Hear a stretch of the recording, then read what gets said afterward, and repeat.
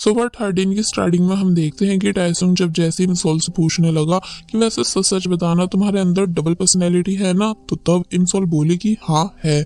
और फिर समझाने लगी कि देखो, एक इनोसेंट इंसोल है जो कि तुम्हें लाइक करती है और एक मैच्योर इंसोल है जो कि हूँ मैं, जिसका मानना है कि इनोसेंट इंसोल को तुम्हें डेट नहीं करना चाहिए, यानी डेटिंग जैसी चीजों में पढ़कर अपने टाइम को वेस्ट नहीं करना चाहिए बल्कि स्टडी पर फोकस देना चाहिए। इसलिए कह देती है कि मुझे तुमसे अभी ब्रेकअप करना है। तो तब टाइसुंग बोला, लेकिन मुझे तो लगा था कि आज तुम यहाँ पर मेरा बर्थडे सेलिब्रेट करना आई हो, लेकिन तुम तो ब्रेकअप की बात बोल रही हो। तो ये सुन इंसोल चुप हो गई कि तभी उसे 19 साल वाली इंसोल की प्लानिंग याद आई, यानी कि बर्थडे वीडियो जो कि यहाँ प्ले होने वाली है। इसलिए वो वेटर को इशारा करती है कि कुछ भी प्ले मत करना, मगर वेटर को लगा कि ये वीडियो स्टार्ट करने के लिए बोल रही है, इसलिए वो तभी लाइट्स ऑफ कर देते हैं।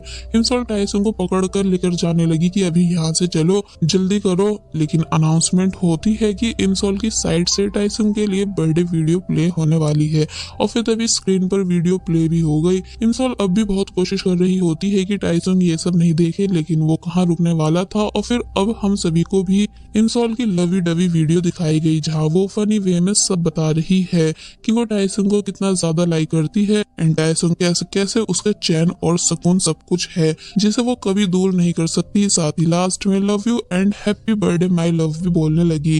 तो तब टाइसुंग बहुत ही ज्यादा खुश हुआ, सभी ने क्लैपिंग भी की और फिर तभी केक भी आ गया जिसकी कैंडल टाइसुंग ग्लो कर देता है। साथ ही उसको वो टेडी बियर भी दिया गया जो कि इनोसेंट इंसोल ने उसके लिए बुक किया था। टाइसुंग तो इन सभी चीजों के बाद काफी ज्यादा खुश नजर आ रहा था, लेकिन इंसोल सदमे में थी कि आखिर में ऐसी वीडियो रिकॉर्ड कैसे कर सकती हो। तो तब टाइसुंग पहले तो इंसोल को सभी चीजों के लिए थैंक्स करता है एंड बोला कि क्या तुम यहाँ से जाना चाहती हो। इंसोल बोली कि हाँ, पर पहले ये बताओ कि क्या तुमने सीवीड सूप पिया। एक्चुअली कोरिया में ट्रेडिशन है कि बर्थडे वाले दिन ये सब सीवीड सूप जरूर पीते हैं। लेकिन जब टाइसुंग बताने लगा कि नहीं, क्योंकि मेरे डैड को तो मेरा बर्थडे तक याद नहीं है, तो तभी इंसोल हैरान रह जाती है। टाइसुंग बोला कि क्या हुआ, तुमको मेरे लिए बुरा फील हो रहा है। तो तब वो कहती है कि हाँ, और फिर तभी नेक्स्ट सीन में टाइसुंग को सीवीड सूप लाने ले आई।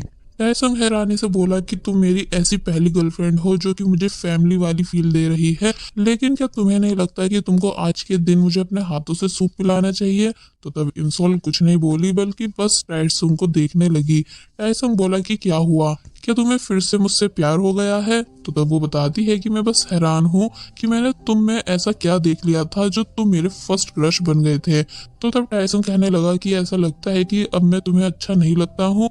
लेकिन इंसोल समझाने लगी कि देखो, जब इनोसेंट वाली इंसोल वापस मेरी बॉडी में आएगी तो तब तुम्हें उसके साथ अच्छे से रहना है, यानी कि उसका ख्याल रखना है और बिल्कुल भी उसे हर्ट नहीं करना है। साथ ही उसे अपनी बाइक पर राइड नहीं देनी है क्योंकि ये डेंजरस है एंड शाम होने से पहले उसे घर छोड़कर जाना है। और रही बात किसकी, तो ये सुन टाइसुंग आगे हो गया कि हाँ हाँ बताओ क्या। तो तब उसने जोर से अपना हाथ टेबल पर मारा और बोली कि इनोसेंट इंसोल को किस करना तो दूर, तुम्हें उसे टच भी नहीं करना है क्योंकि वो अभी सिर्फ 19 साल की है। तो ये सुन टाइसुंग हंसने लगा और फिर इंसोल के लेक्चर्स को सुनते हुए अपना मोबाइल देखने लगा कि तभी उसे एक न्यूज पता चली कि इनह्युक एंड सेओनजाए दोनों आइडल एजेंसी में ऑडिशन देने गए हैं। तो तब ये बात सुन इंसोल भी शॉक रह गई कि क्या इतना सब करने के बाद भी सेओनजाए ऑडिशन देने गया है। इसलिए वो तभी उस जगह का पूछकर डायरेक्ट वहीं पर आ जाती है, लेकिन यहाँ सिर्फ इनह्युक था, जिसको पहले तो इंसोल ने डांटा कि तुम क्यों सेओनजाए को भी अपने साथ ऑडिशन पर लाए। लेकिन जब वो बोला कि लेकिन सेओनजाए तो कब का यहाँ से जा चुका है अपने डैड की कॉल आने की वजह से, तो तब जाकर वो थोड़ा रिलैक्स हुई।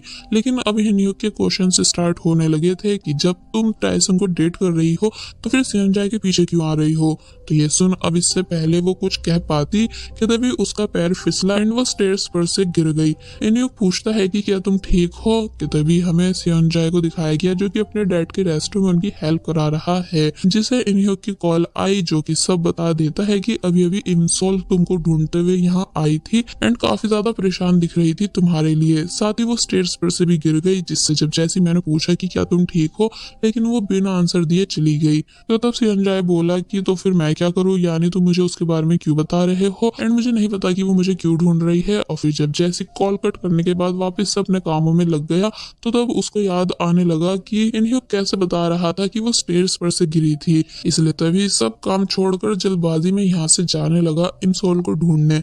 और फिर उस स्टॉप पर भी आ जाता है जहाँ इमसोल को उतरना था एंड उसे इमसोल दिख भी गई, लेकिन अब क्योंकि वो सो रही थी इसलिए बस से उतर नहीं पाई। सियोंजाए काफी ज्यादा परेशान हुआ ये सब देखकर, और वहीं अब जब फाइनली इमसोल को होश आया तो पता चला कि वो अपने घर से बहुत ही ज्यादा दूर आ चुकी है, इसलिए उसने तभी बस रुकवाई और किसी अनजान स्टॉप पर उतर गई।